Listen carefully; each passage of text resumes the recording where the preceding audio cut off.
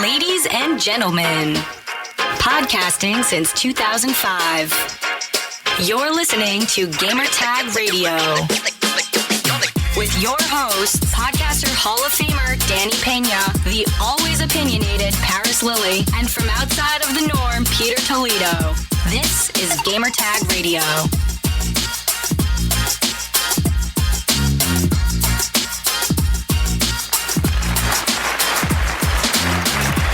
Welcome to another episode of Gamer Tag Radio, and this time we have daily conversations.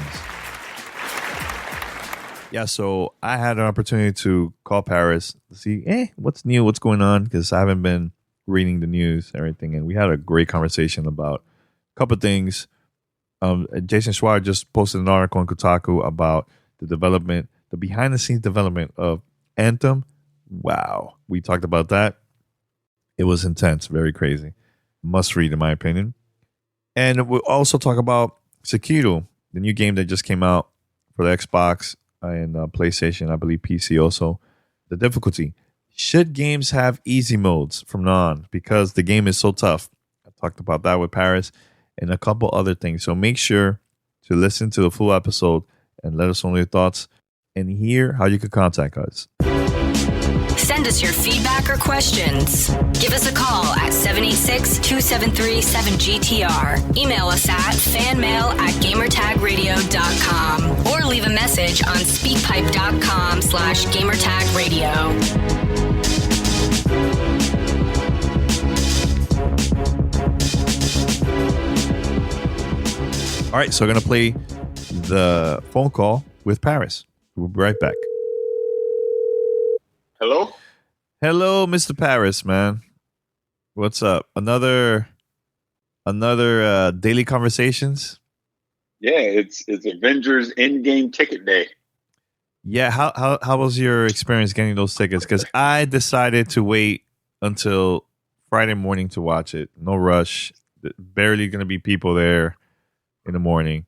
I know Thursday night's going to be way too packed, so that's what I decided. My experience was chaos. My experience. No way.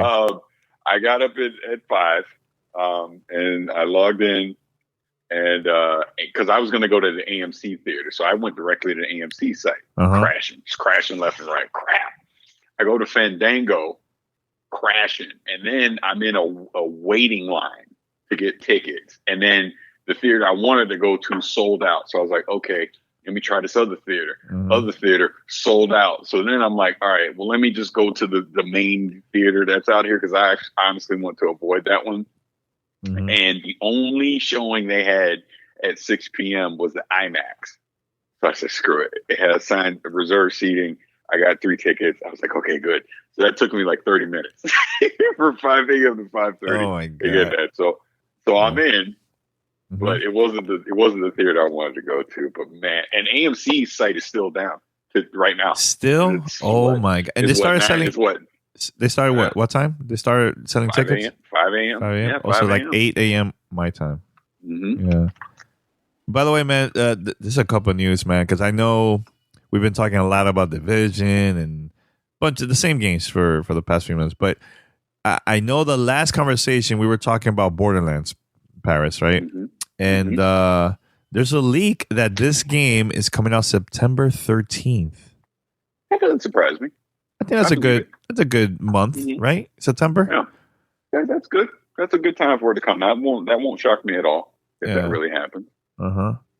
Now I'm just waiting for the new information about new info about the game, but yeah, it's not bad. September 13th, really good, man.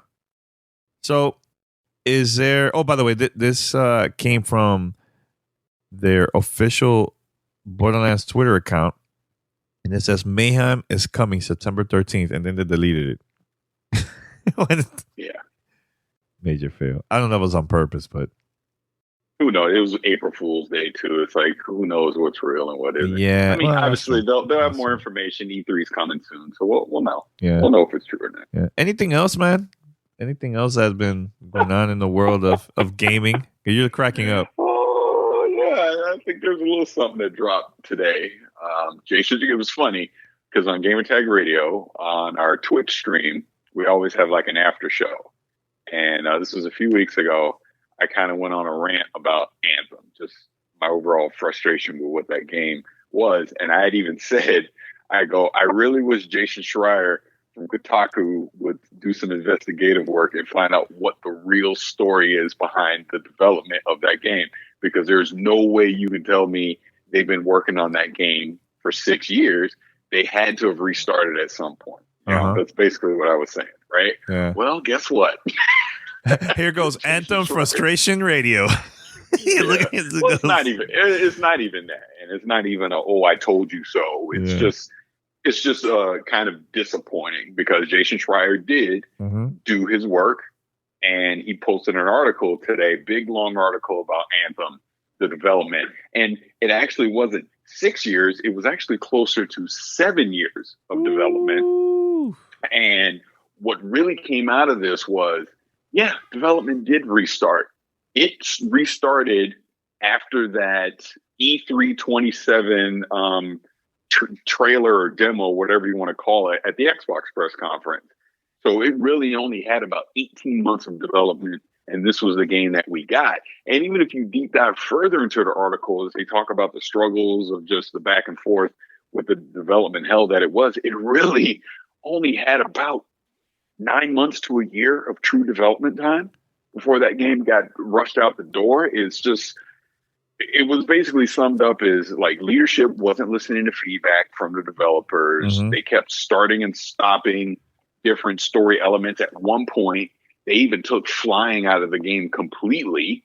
And it was Patrick, what's the name? Soderbergh, I believe. He's gone now. He's not at EA anymore. But they had a demo. They had like a Christmas break demo, and I think this was in 2016, where he played what they were doing with Anthem. He absolutely hated it, and they started from scratch from then because the flying wasn't in. They put the flying back in, and Soderbergh actually went out to Edmonton and they showed it to him again. He really liked the flying, so then they're like, okay, screw it, we're going to put the flying in.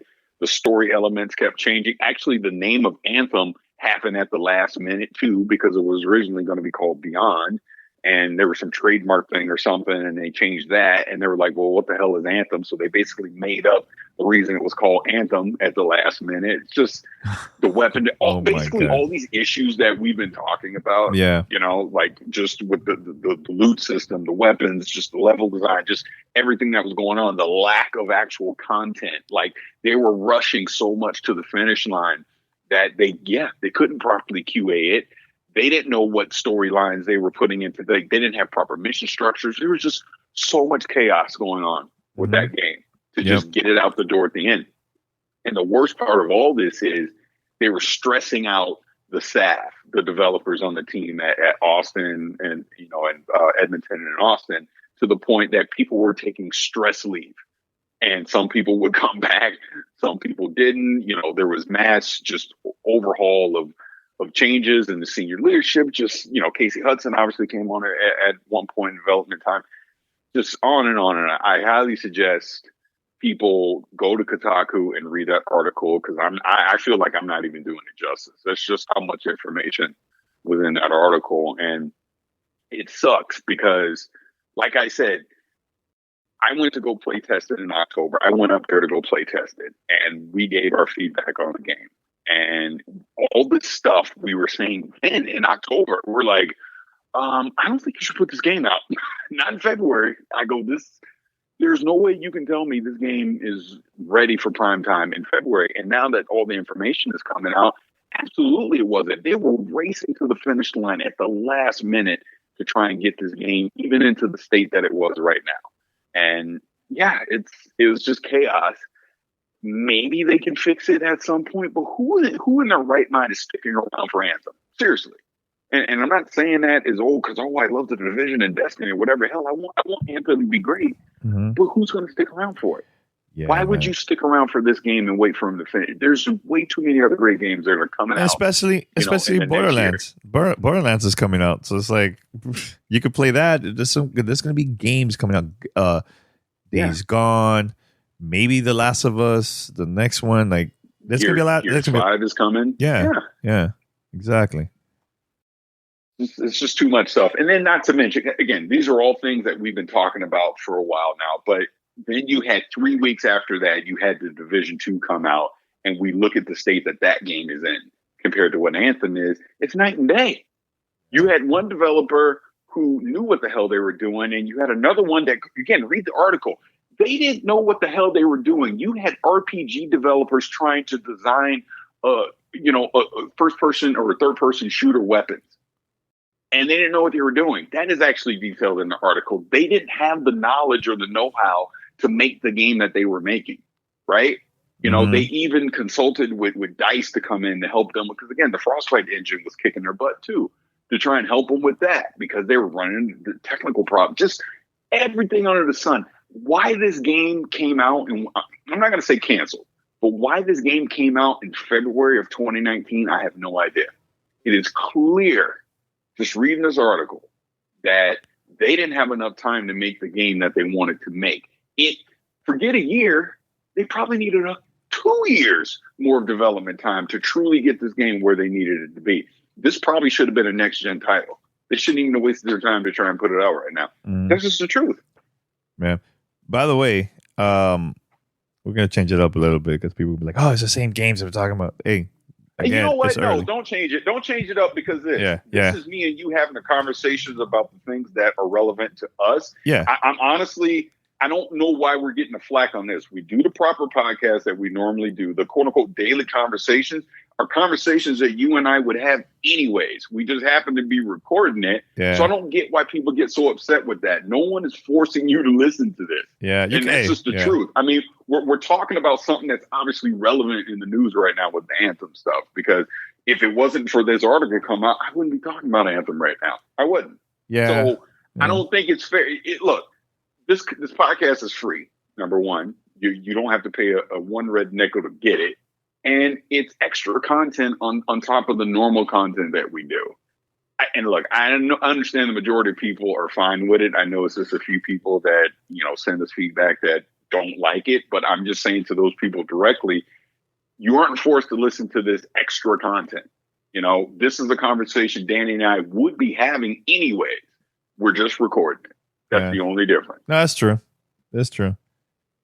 But I was talking to a couple of my friends that they work in the industry, and I mentioned about Anthem, and they were like, you know what? People shouldn't blame the developers. This is more of the leadership. The leadership was just a mess, unorganized.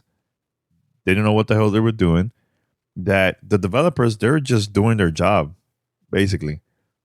So I get it. I think they need just better leadership over there, man. Because if they had, honestly, Parris, if they had a better leadership that will fight with the execs at the publisher over there at EA, they will fight with them. Like, no, we can't release this game. We can't release this game. But if there's a leadership that say, yeah, they'll say yes to everything that execs wants, right? Then look now. Look at the situation now. I bet if they had a better leader, none of this would be going on. I think the game would have been delayed until further notice. Yeah. It's the truth, man. Completely agree. It's completely agree truth, on that. Man. Yeah.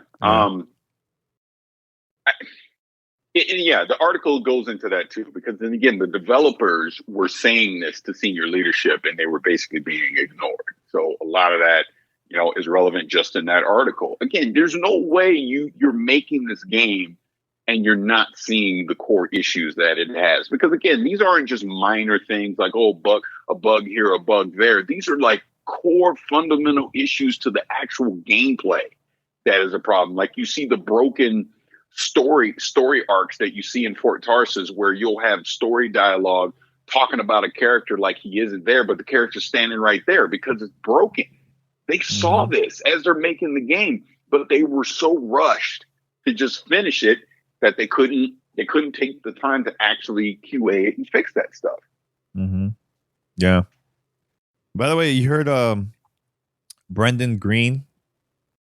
He's the one that worked at PlayerUnknown's Battleground. He's like Brendan Green. He was on our show. So yeah, Brendan, he's been on our show a couple years ago to talk about Battlegrounds, PlayerUnknown's Battleground.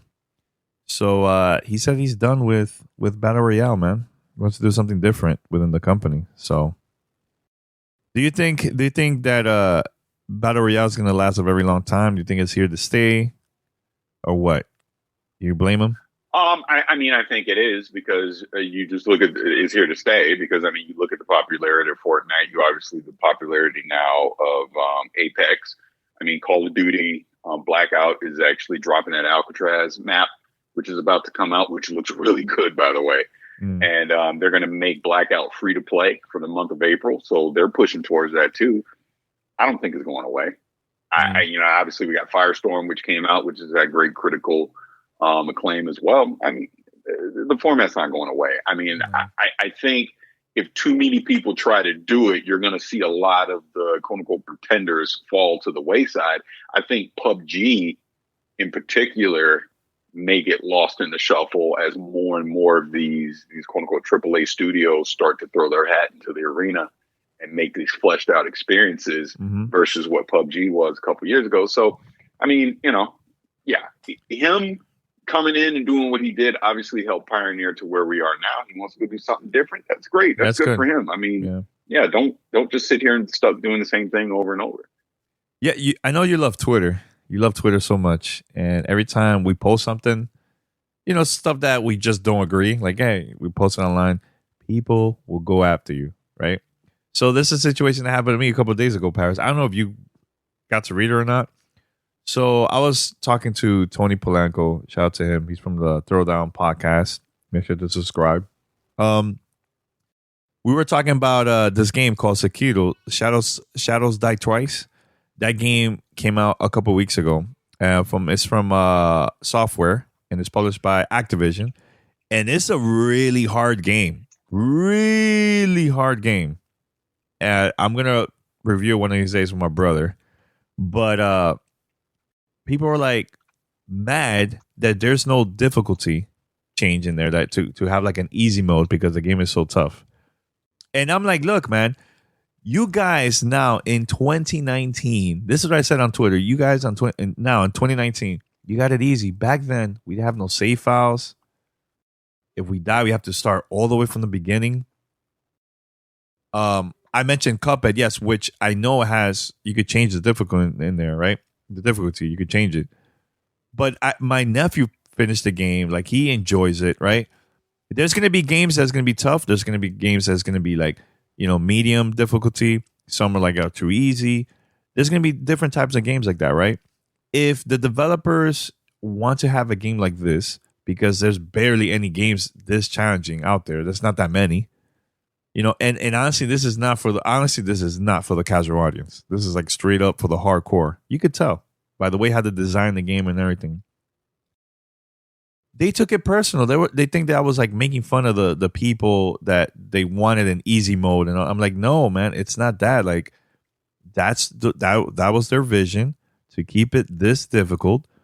If you don't like that type of game like that, it's better to buy something else that maybe has the things that you like and the things that you want from that game, but let the people that are enjoying this, let's keep it moving. I'm not really that far in the game, but I'm enjoying it. Like, I love the challenge. Like, every night I play, I do new things in there to see if I could like fight against certain like enemies and boss battles. And once I figure it out, I'm like, oh man, I get so excited. Like, I jump, man. Like, I get super excited. My brother, the same thing.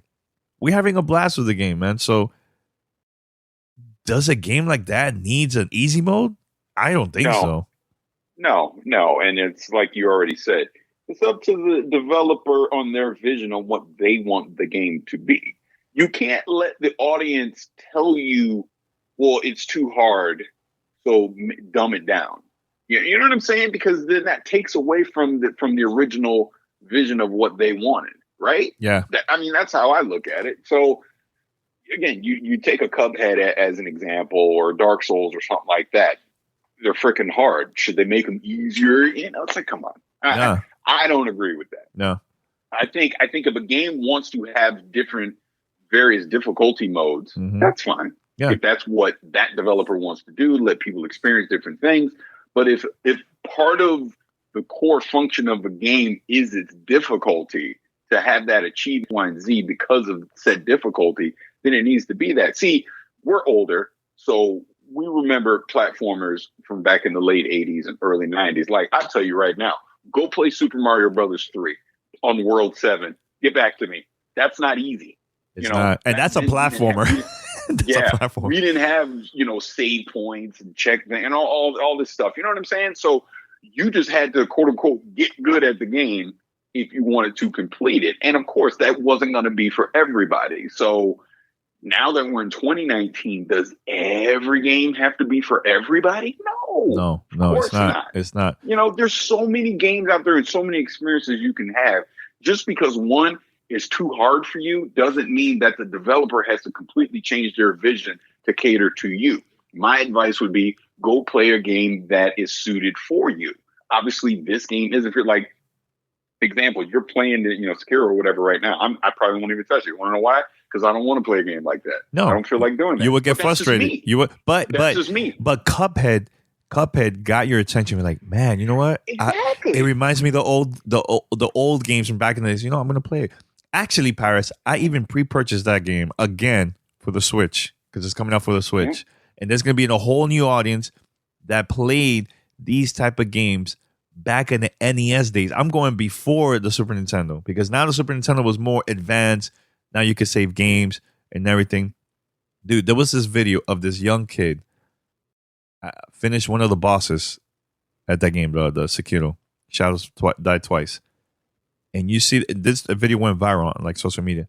You see him excited, jumping. Like, that reminded me when I was a kid and I had a really difficult time to complete the first Mario Brothers game.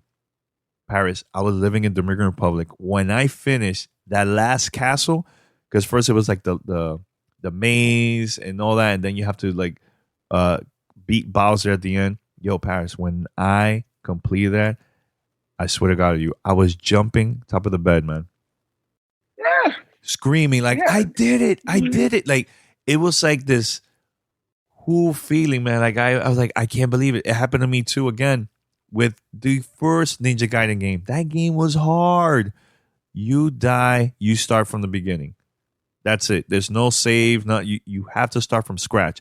Now, when I mention these things and a young kid, younger person than us reads that, they're like, oh God, here comes these old guys complaining.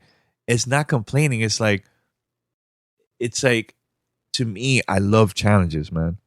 I get it. People like the whole easy mode, but if the game if it doesn't have it in the game, then don't buy the game, or hey, make that as a challenge. Maybe you will pass it. You never know. At least if you don't try, why complain about it, man? Like, just enjoy the ride, man. There's so many options, so many games nowadays in 2019 that you could go and buy, but I'm really enjoying that game. That game, you know what that game reminds me of, Parris? The first Ninja Gaiden that came out for the original Xbox. Like, yo, you know how long it took me to pass that first level? The first boss of that game was tough. Tough as hell, man. And when I finished it, I was like, yes. And I kept on going. It's dope. I don't know. I just love challenges like that, man. Love challenges. No, but that's the whole point again, is you love a challenge like that. Like, a different challenge for me is, I don't know, I just pulled Destiny or whatever, a raid. Like, doing that's not for everybody. It's not. But it's a challenging thing. And, that goes into a whole nother argument I have where, we've been debating back and forth about the whole matchmaking thing. We don't have to do it here, but. No, we're going to do it here. I'm ready. That's well, we talk about something else. Okay. But the whole point on it is there's different challenges for different game things. That's all. That's all, any of us are trying to say, Mm-hmm. Yeah. So not everything has to be catered to everybody. Yeah. Now, speaking of Destiny, because it made me think of this, one other thing I want to bring up, just to get off my chest. Oh God, here he goes. Here he goes. So over the weekend, I saw a tweet talking about the challenges that Bungie's having right now with PvP and Destiny and all that kind of stuff. And I basically quoted the tweet, and I was like, "Yep, honestly, I haven't really played PvP in like a year. It's just not fun to me, and it really hasn't been that way since Destiny 1. I said something like that, right? Mm-hmm. So because of that, Cosmo, one of the community managers at Bungie, responded to me. And he goes, "Oh, really?" He goes, "What would you like to see change?" That's all. That's all he said to me. So I responded, I was like, honestly, this is way too long for Twitter, but to kind of just sum it up, I just said, I would love to see X, Y, and Z. And left it at that. Figured, okay, conversation done, moving on. Already knowing they've heard this a million times over, right? What I'm saying. Well, there's just been, and the thread's still going right now. This was like Saturday, and it's still going on Twitter. People are like upset with this whole, well, you only talk to content creators and you don't talk to the normal people, right? You don't talk to regular people, blah, blah, blah. We've been saying this forever, but you don't listen to us. You only listen to streamers and content creators, that whole thing. Mm-hmm. And I was just ignoring it. I was staying out of it till I like started getting basically personally attacked. Well, you're only talking to him because there's a blue check mark on Twitter and da-da-da-da-da. And a couple other people jumped in, like basically defending the kind of thing. But whatever. Long story short, a couple guys today were still saying it. So I actually chimed in. And I was like, you know what?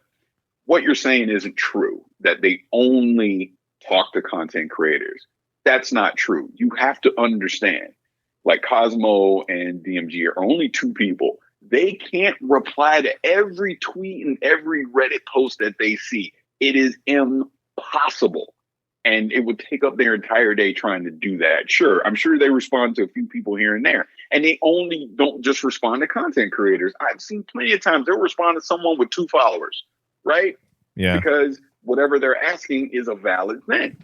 You know, but you can't expect them to talk to everybody all at once. And, oh, yeah, they are listening. Dude, the reason I bring this up is because, to me, being a community manager is almost an impossible job because you can't make everybody happy. It's impossible. Someone's always going to have something to complain about. Someone's not going to be happy about. And as a content creator, not as a content creator, as a community manager, there's certain things they can talk about in public and certain things they can't. They're not going to make promises to fixing something into a game until they know from the dev team that they can fix it and they have a roadmap to actually do it and they get the green light to actually start talking about it. And I just think in that sense, with Twitter and all that, people have unrealistic expectations. Like I told the one dude, I was like, look, last time I checked, Thanos didn't work on the development team for Bungie, so he can't just snap his freaking fingers and fix everything all at once. It's just not going to happen. Yeah. And I think people need to try and understand that, yelling and cursing and screaming at these community managers just makes their job that much tougher because, look, they're not going to respond to you. Why am I going to respond to someone that's yelling at me like that, cussing at me? If you want to have an intelligent conversation with them, I'm sure if they can, they will respond. But to simply blanket it as they only talk to their buddies that are content creators or streamers is just simply not true. And I didn't tweet that expecting Cosmo to respond to me. The fact that he did respond to me was cool, but I'm just one voice in a sea of millions of people that play that game, right? So my opinion matters no more than the little Johnny that has 2 followers. It's the same. And they see them all. You know what I'm saying? Mm-hmm. But they're not going to respond to them all. And I just think people need to wrap their heads around that and understand that. I think out of all the jobs, don't get me wrong, I think that a game designer is pretty tough, right? But I think as a community manager, Parris, I think that's one of the toughest jobs because you're like the person protecting the brand, the company, all the developers. You're right there, right in the front, open to talk to everybody else. And when there's something wrong in the game, they don't know who to talk to from the developers. They know that community manager because that community manager is posting all over social media. It could get really stressful, man. And sometimes I read the comments from all these like community managers that represents for all these different type of games, and people attack. It's stressful, man, and I feel really, really bad, man, when I see that. It's yeah. I can imagine. Just think of it, Parris, the community manager for Anthem. going to a tough time right now. Oh, Or the community dude. or community manager at we, Destiny or stuff like that. You know what I'm saying? Like, it's bad. It's bad. What's up? You zero in on Anthem specifically, and we've talked about this already. Yo, I know those dudes. Obviously, just through my experience through the development of it, I know them. Like we've actually talked privately, stuff like that. Off our stuff. Yo, I can't imagine. I can't imagine it. I cannot imagine it. I feel bad for them because they're just doing their job. It's just their job. They didn't make the game. They're not the ones that, made the leadership decisions that has the game in the state that it's in. They're just simply trying to do their job as the community managers for that game, to promote the game, to talk about it, to get the feedback, get the word out there, etc. That's all they're trying to do. And I'm telling you, go on some of those timelines and just see the negative and angry feedback they get. And it's like, you can't respond to it. How can you? You can't. You can't, and they're human beings just like us, man. They get upset and want to, they probably rage, type up something and then delete it. Like, oh, I can't say that. So, you know what I'm saying? So here's the most angry thing. This is how it works. This is how it works with like community managers, even PR, right? So the developers or the producer will get together with either PR or community managers, right? And we're like, okay, this is what the game is about. This is the content we have. We can't release this content, this news about this content just yet because it's like a process. Like they're timing it. They have to have a lot of content so they could talk about it throughout the year before the game releases, right?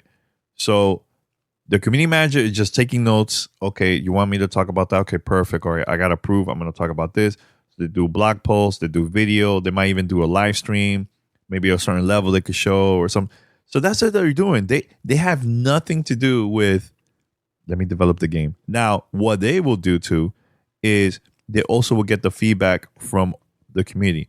They're not gonna send the feedback of like trolls and people that are just sending garbage tweets and all that. But if it's like legit feedback, they'll send it to the team that worked on the game. Or they will have private event, like for example, the one that Parris went to, that there was a bunch of other people there invited. They got to check out the game. They give the feedback, and you guys talk directly to the developers, and they're also taking notes. Like, wow, this is powerful, but this is good feedback. And it's the community manager that does all that stuff, right? But it's like the community, they don't know who to talk to. That they're gonna go just to that person and just attack. And it's crazy, man. Like I've even gotten opportunities to do like community management stuff for games, and I'm like, I don't know if I'm gonna do that, man. It's a very stressful job, man. It's like a very stressful job. Insane, dude. Insane. No, it is. It is. I had put a link, just bringing this all the way back full circle. So BioWare actually responded to Jason Schreier's article. Really? And read just now? They have a blog post up, and you can go read it for yourself. But they basically deny all the issues internally, and people taking stress leave and the health of their employees and all that kind of stuff. And basically, Jason Schreier, for lack of a better term, what the kids say these days, clap back, and he goes, the more I reread and think about this BioWare response, the more I'm amazed by how cowardly it is. Written before they even read the article, attacking a journalist for reporting the truth about a company in crisis. It is almost hard to believe. And look, I'm going to just say this. He obviously does his homework. You've actually been up there. You sat down, you did a podcast with him, the whole thing, just my limited interactions with him. When he's posted stuff, he's been right 9 out of 10 times about everything he does, because he does the homework to get the facts, right? Yep. So if he's saying this, I tend to believe what he's saying versus a company putting out a blanket statement on a blog denying it. He's talking to people that actually worked there, that went through it. So I'm sorry, I'm going to believe what he's saying. So yeah, it is kind of crazy that BioWare would instantly respond to it and deny it instead of just accepting it for what it is. And they did say in the blog post, you know, hey, we're working better environment, that kind of thing with the leadership and all that stuff. That's great. But yo, this is probably going to get ugly. You know, by the time people are listening to this again, go back through Kotaku on social media and all that and see the back and forth. But I got a feeling this is going to get ugly between EA, Bioware, and Kotaku. Yeah. You know, because it sounds like he exposed some of their dirty laundry and they're not happy about it. So I guess we'll see. I think sometimes in any industry, when you're on top, you have to go down and go down really deep. Yeah, for you to learn about yourself, about the company, their mistakes, learn from that, and change it, man, and make a huge comeback in the future. That's how I see it. You know, I think right now, ever since Mass Effect Andromeda and now this, like it's getting worse and worse for Bioware. But I think in the future, if EA sticks with the company, because you know their EA is known for like, well, let's shut it down. Like they're known for that crap, man. You know, so yep. I hope that they'll come back and create a classic, man. Deep inside, I feel it, man, because Parris, if you think about it, man, Bioware got some classics, man. Remember Jedi Empire back in the days from Star Wars? You know what I'm saying? Here's my worry about that, though, because like the article even says, a lot of the people that were responsible for those classic games that you're talking about right now aren't with the company anymore. So they're almost Bioware in name only and not in actual senior leadership and the skill set and vision that made the company what it was, you know, a decade ago. Think about it. The doctors, they've been gone for a long time. I mean, Casey Hudson was gone for a while. He just came back. And it sounds like a lot of the behind the scenes people that were actually the development talent making the game, they're gone. That worries me. And I'm not saying what you're saying won't happen, but it is concerning. It's kind of like, think of it this way. A lot of the people that made the original Halo at Bungie aren't at Bungie anymore. Some of them went to 343. Some of them went on to do other things. But that's not the same development team that made Halo Combat Evolved, Halo 2, Halo 3. You know what I'm saying? That are making Destiny now. It's different. I'll give you a perfect example how I see all this. Remember when WWE was on top of the charts, top hot ratings. This is before the whole WWE network, right? This is like during the Attitude Era with Stone Cold Steve Austin, The Rock. That was like the top of the top moments of like for WWE. There was a time after that, and even before that the company was like down, super down, not getting ratings. People just got tired of the BS. The scripts were just, it's horrible, you know. And then years later, it's like it's coming back. Okay, all right, new wrestlers, and that's how I see it with that Parris. Like now they're in a position, like I'm not saying they're super perfect, but they're better than during the time they were down right now. Mm-hmm. Right? That's how I see with gaming. With a company, let's say not only Bioware, but Ubisoft, Microsoft, PlayStation, every company you can think of. There always going to be a generation, like a new crowd of developers and marketing and PR producers, execs that come and takes over that company, right? And there's going to be somebody from that group that come from that younger generation that is going to change everything for that company. You know, they probably haven't found that, like those people yet, right? But it's going to happen. Right now, they're like in a very challenging moment right now for the whole company. And they have to go through that, man. They have to, man. Yes, a lot of people that worked on those classics left, right? But do you need all those people to stay in the company to make another classic? I don't think so. There's always going to be a new crowd that are going to come. No, you don't. But to think, my point is you can't just say, well, hey, they did these games, so they'll be fine because they can do it again. What I'm saying is it's not the same leadership or talent that made those past games to think that they can rediscover that magic. Again, I'm not trying to be negative about it. I'm just saying, again, Infinity Ward is another example of this.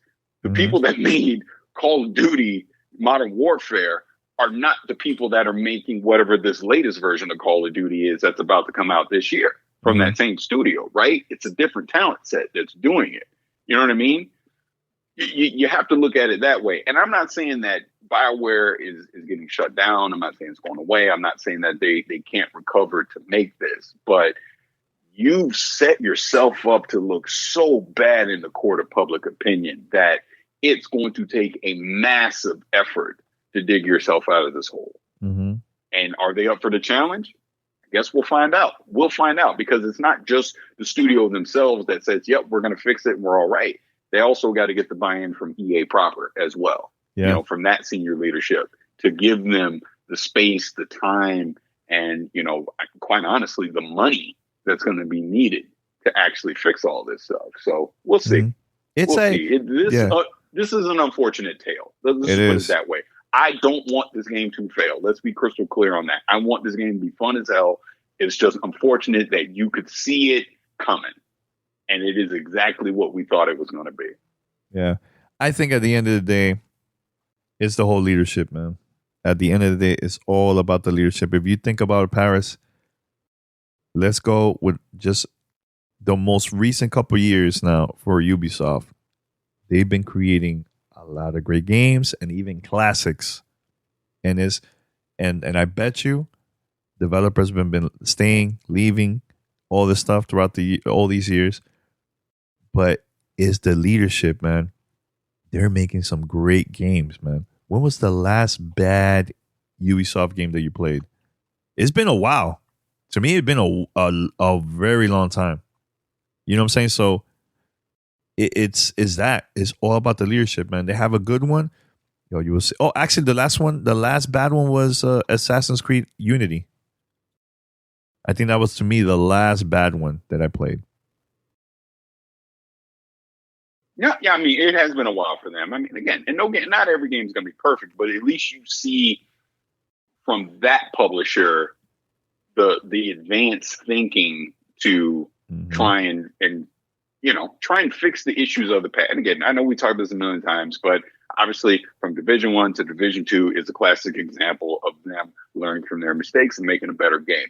We've seen the struggles that Assassin's Creed has had, 5 years ago, and to where it has been the last couple iterations. They're learning from their mistakes. Mm-hmm. You've seen innovation come from them partnering with Nintendo, making a Mario plus Rabbids, things like that. We've seen the other Switch game. I'm blanking on the name now. The one where with the ships. Starlink, thank you. Things like that. So yeah, they're in a good spot right now.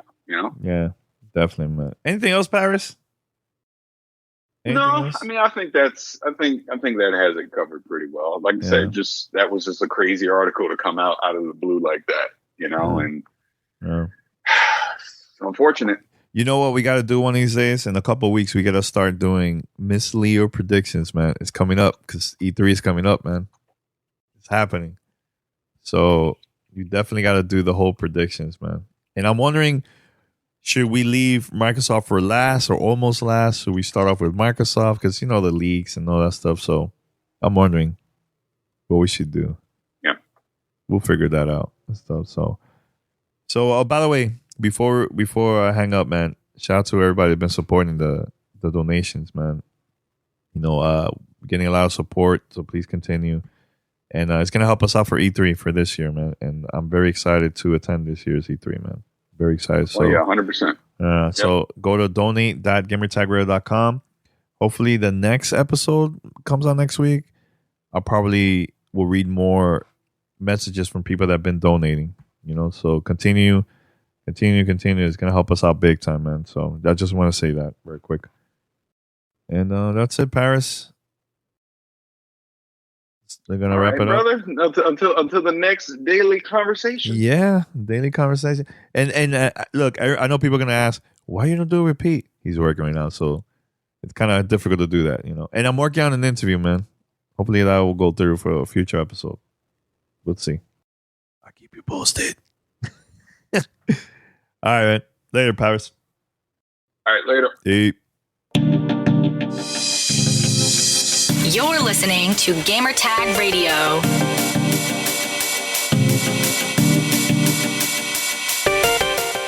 All right, Gamertag Radio, thank you for listening to Daily Conversations. Great phone conversation there with Parris. Send us your feedback, fanmail@gamertagradio.com, or call us 786-273-7GTR. That's 786-273-7GTR. Or you can send us a voice message from all around the world. Go to speakpipe.com/gamertagradio. Until next time, we're out. Peace. Thanks for listening to Gamertag Radio. Be sure to like us on Facebook and follow us on Twitter.